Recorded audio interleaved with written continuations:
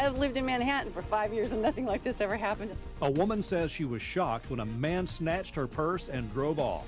And I was hanging on, and finally he dragged me far enough that I fell. After leading police on a chase, the suspect got away. But the victim says she's thankful for help from 2 unexpected places. 2 elderly sisters murdered in Bledsoe County. The search for their killer ends at a daughter-in-law's house. Former Vols coach Bruce Pearl responds to NCAA sanctions. Hear why he believes the organization is making an example out of him. And the latest on Hurricane Irene as the first alerts go out for the United States. Live at 5 starts now. From Channel 3 Eyewitness News, coverage you can count on. This is Channel 3 Eyewitness News, live at 5. Good afternoon, I'm Cindy Sexton. And I'm David Carroll. Police are still trying to track down the man who snatched a woman's purse and then led police on a chase. The chase came to an end when the suspect hit a deputy's patrol car, kept going. It's a story we first reported last night on Eyewitness News at 11. The victim is telling her story only on 3. And Channel 3 Eyewitness News reporter Paul Shaheen joins us live with more. Paul? Cindy, we learned also today that the police think that this suspect was also wanted for another robbery just hours before he stole the woman's purse in the Walmart parking lot. Today we caught up with the victim, and needless to say, she was low on sleep and still weary. It's a trauma. I mean, today, I feel much better, but I mean, last night was awful. It was scary. Sandy Gallagher spent 5 years living in Manhattan and never went through what police are calling a very brazen robbery. Gallagher was loading her car in the Highway 153 Walmart parking lot when the suspect drove his tan-colored GMC Jimmy into her shopping cart. From there, it escalated. He grabbed her purse and tried to drive away. He was pulling off in the car, and I was hanging on, and finally he dragged me far enough that I fell. A dozen people came to Gallagher's aid. Luckily, she wasn't hurt. In the heat of the moment, one Good Samaritan took off after the suspect. This really good Samaritan drove up and said, I'm going to go after him. And he went after him, and he caught him, which I think is just miraculous and wonderful that somebody would care enough. The Good Samaritan followed the suspect down 153 onto 27 South, all while on the phone with the police, who took over the chase on Mountain Creek Road. Ironically, that's where Sandy's purse was found and returned today. From there, the suspect led the chase onto Cherokee Boulevard, headed towards the North Shore, a very populated North Shore. That's when police backed off, saying you have to weigh the cost versus the benefits. Once it became apparent that it was just too dangerous to keep pursuing this person, we called it off. That purse, no object is worth someone getting hurt, and the magnitude of that chase was just getting higher and higher. And just before the top of the show, police sent us these pictures of the suspect's vehicle. It's being described as a gold-colored SUV, possibly a GMC Jimmy with a temporary tag. Now, police are also looking at dash cam video. Eyewitnesses say the suspect is a white man in his 20s with a dark complexion. If you have any information that could help solve this case, please call the police. Live in North Chattanooga, I'm Paul Shaheen, Channel 3 Eyewitness News. Paul, thank you. Of course, the good news is nobody was hurt in that. The GBI is sorting out charges against a man who threatened to kill the Dade County Sheriff. Agents arrested Hilliard Stevens last night. Since 2009, Stevens has been charged with animal cruelty charges multiple times. When he didn't show up for probation, officers tracked him down. He led the sheriff and 3 officers on a chase. When they caught him, deputies found a loaded gun and shotgun shells inside his truck. The sheriff says Stevens had made a list of officers he wanted to kill, and he stalked a magistrate. For more than a week, Bledsoe County residents have been asking in anger and fear who would possibly kill 2 elderly widowed sisters in their own home. Tonight, the sheriff believes he has the answer: one victim's daughter-in-law. Channel 3 Eyewitness News reporter Gordon Boyd shows us what led to her arrest for 2 counts of first-degree murder. Brenda Brown, in fact, is who reported the murders. She called 911 last Tuesday, claiming she dropped by her mother-in-law's house to leave some vegetables. That made her a suspect from the beginning. In an investigation, the first thing you do is try to delete the family. Because there was no forced entry, it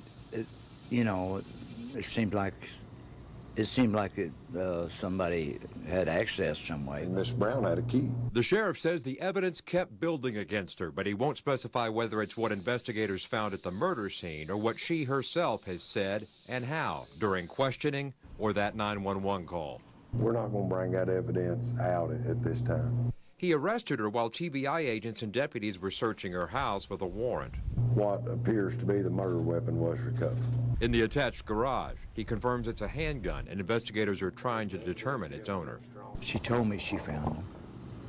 She said she was devastated and she had just sort of panicked. Former County Executive Ed Frazier still sees no reason behind his cousin's deaths. 82-year-old Elizabeth Brown and her 79-year-old sister, Billy Sue Blaylock, he says, were lambs slaughtered. Well, if I could say it to Brenda, I'd say, God help you, Brenda. If it's true, God have mercy on you. He and other family members say the widows had changed some of their inheritances. No, by no means do I feel that'd be the motive. Sheriff Morris confirms Brown had been convicted of aggravated burglary 2 years ago, but had not served extended time. That was always a question in my mind. Why would, I mean, I would have been if I'd have done some of the things they said she did. The sheriff says Brown has given investigators a statement. The sheriff won't say what she revealed in the statement. She'll be in court in the morning. In Bledsoe County, Gordon Boyd, Channel 3 Eyewitness News. Thank you, Gordon. Chattanooga police have arrested 4 people they say are responsible for 2 robberies today. Kendra Adair, Dietrich Ben, and Charleston Beard, along with a 14-year-old boy, are charged with aggravated robbery and assault. Police say the crew attempted to rob a man at gunpoint on East 29th and another man later on 6th Avenue. Police spotted their vehicle and took them all into custody. The day after the NCAA handed down sanctions against the UT Vols, Bruce Pearl says he knows he's serving as an example to other coaches of what not to do when facing investigation. Channel 3 Eyewitness Sports Director Keith Cawley joins us live in the studio with more on what Pearl had to say. Keith? Yes, Cindy, Bruce Pearl more than likely will not be able to coach college students in the next 3 years, and he says that is the most difficult part of the NCAA's ruling on Wednesday. And he knows he only has himself to blame. Flanked by friends, family, and former players today, the former Vols coach apologized once again for misleading the NCAA. He said he's disappointed with the length of his punishment and feels he should have received a little more credit for coming back and telling the truth. But he understands he's being used as an example for other coaches, and he's happy Tennessee received no further sanctions. I was in control of that situation, and had I been more forthcoming at that time, we wouldn't be here. Let me say I'm very proud of many of the things that we accomplished. I'm now the former basketball coach at Tennessee. I've moved on. And I hope that when people look at what we've done, they'll look at the good, remember the bad, but that's not going to be their focus. Pearl said there are many aspects of the investigation process that need to be changed, and he hopes to discuss them with the NCAA. However, he will not be appealing his 3-year show cause penalty. We'll have much more from Pearl coming up tonight in sports at 6, but for now, live in the studio, Keith Cawley, Channel 3 Eyewitness Sports. Thank you, Keith. A crash on I-24 backed up traffic before the evening commute. A pickup truck and 18-wheelers slammed into each other near the Moore Road exit. Part of the road was blocked, so traffic was backed up onto I-75. Dispatchers say there were serious injuries. Investigators are trying to figure out what started a fire in an East 12th Street home. Crews found a mattress burning in the back bedroom of this house. Only one room was damaged by flames, but we're told the rest of the house had smoke damage. One woman was sent to the hospital, but officials don't believe it was related to the fire. Now to the talk of the nation, Hurricane Irene taking a direct hit on the Bahamas. Overnight and into the day, Irene cut a path of downed trees in the Bahamas. Irene is the first hurricane of the Atlantic season, reaching winds of 115 miles per hour. You're looking at video from Nassau. The capital city of the Bahamas was battered by heavy winds and pouring rain. So far, no reports of any power outages or major damage. Early this morning, the first alerts went out for the United States. Let's send it over to Chief Meteorologist Paul Barris for what's happening right now. Hurricane warnings in effect for eastern North Carolina, including the Outer Banks. It's really going to be nasty throughout the Outer Banks of North Carolina. Let's take a look right now at the latest satellite photo radar combination. We've got the satellite. See how big the hurricane is. All that white indicates where the hurricane is. Now, the radars can only go so far out, and the center of the storm, again, is located and I've got it right there. That's where the center of the storm is. See that sort of circle, semicircle there, and then spinning around? That is the hurricane, the center of it, and just being just about as far out as you can go, almost 250 miles out from the radar side along the coast of the United States. So this is the way things are looking now for Hurricane Irene. It's got 115-mile-an-hour winds. It's a Category 3. It's going to be moving off towards eastern North Carolina, probably right towards Morehead City, move inland, and then over Norfolk, and then probably right over New York City as a Category 1 hurricane, which will be, I haven't seen that in a long time. A lot of flooding along the East Coast, torrential range too, lots of damage, probably a multi-billion-dollar storm before it's over with.